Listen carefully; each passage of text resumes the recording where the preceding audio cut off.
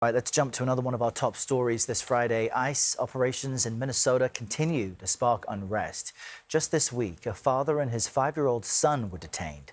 A lawyer for the family and school officials told us they believe ICE agents used that kid as bait to try and lure more of his family members out of their home.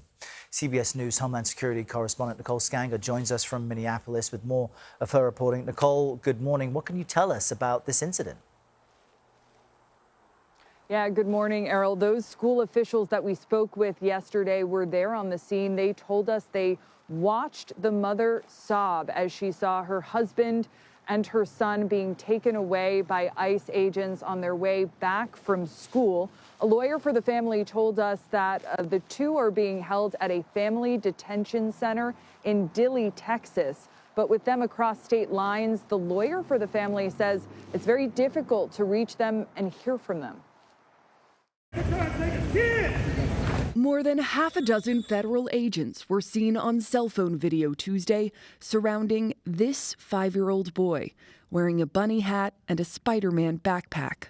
Liam Ramos was taken into custody along with his dad, Ecuadorian asylum seeker Adrian Alexander Conejo Arias.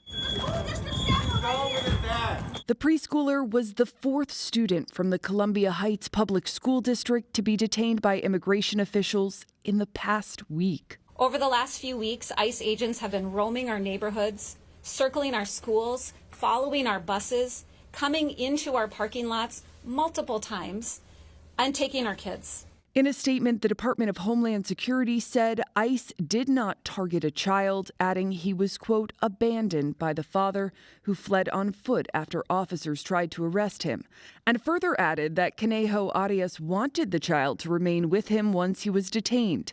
DHS also said they attempted to reunite the child with his mother, but she refused to take custody. But according to school board chair Mary Granlund, that's not how it happened. She says she saw it herself. Somebody else saw me and said to the agents, "School is here. The school is here. They can take him." And I said, "Yes, I'm here. I am here. I can help with that."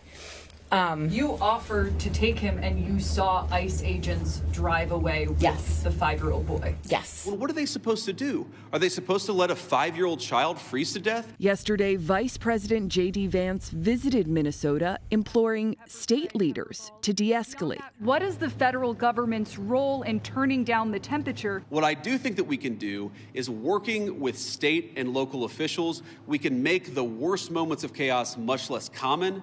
And all they've got to do is meet us halfway. And according to the family's lawyer, Liam and his father entered the country in 2024 at the Brownsville border crossing. That's in South Texas. They submitted an asylum claim through what's called the CBP One app, and they were going through the regular steps as part of larger immigration processing. Now, here in the Twin Cities today, several businesses have another day of protests planned. But Errol, with temperatures dropping, it is cold out here. Yeah, we'll keep our eyes fixed closely to what happens in Minneapolis this weekend. Nicole, thank you for your reporting.